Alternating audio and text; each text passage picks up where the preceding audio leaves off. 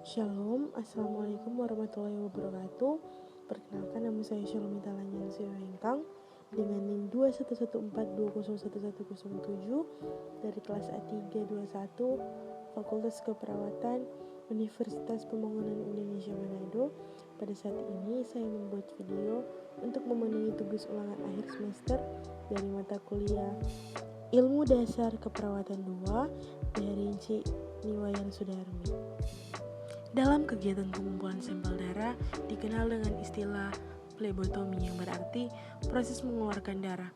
Dalam praktik laboratorium klinik, ada 3 macam cara memperoleh darah, yaitu melalui tusukan vena atau venipunctur, kemudian tusukan kulit skin punctur, dan tusukan arteri atau nadi.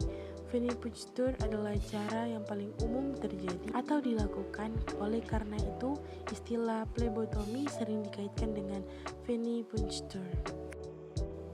Pengambilan darah vena.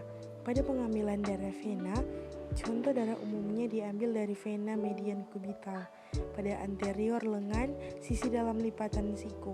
Vena ini terletak dekat dengan permukaan kulit, cukup besar, dan tidak ada pasukan saraf besar. Apabila tidak memungkinkan, vena kepalika atau vena basilika bisa menjadi pilihan berikutnya. Venipunctur pada vena basilika harus dilakukan dengan hati-hati karena letaknya berdekatan dengan arteri brachialis dan saraf mediana. Kemudian tujuan dari pengambilan darah vena ini, yang pertama untuk mendapatkan sampel darah vena yang baik dan memenuhi syarat yang dilakukan pemeriksaan. Yang kedua, untuk menurunkan risiko kontaminasi dengan darah di dalamnya infeksi, needle stick injury akibat vena punctus bagi petugas maupun penderita. Dan yang ketiga, untuk petunjuk bagi setiap petugas yang melakukan pengambilan darah atau plebotomi. Indikasi pengambilan darah vena. Indikasi yang paling umum adalah pengambilan sampel darah yang akan diproses untuk analisis hematologi, biokimia, atau kultur darah. Pemeriksaan hematologi dapat berupa pemeriksaan darah lengkap yang meliputi kadar hemoglobin, hematoma, platelet, studi koagulasi, cross-match darah. Hasil analisis sampel darah akan membantu kajian diagnosis dan tata laksana pasien secara klinis, yaitu analisis komponen darah. Pengambilan darah melalui plebotomi juga dapat digunakan sebagai akses donor darah. Untuk donor darah, plebotomi direkomendasikan dilakukan pada vena yang besar seperti pada area fossa antecubitis dengan menggunakan jarum yang lebih besar. Indikasi lain adalah pengambilan darah vena untuk analisa darah seperti yang dilakukan pada pasien gagal nafas. Kontraindikasi pengambilan darah vena. Yang pertama ada selulitis atau abses. Yang kedua fibrosis vena pada palpasi. Ketiga hematoma. Keempat vascular shunt atau graft. Yang kelima terpasang akses vaskular lainnya.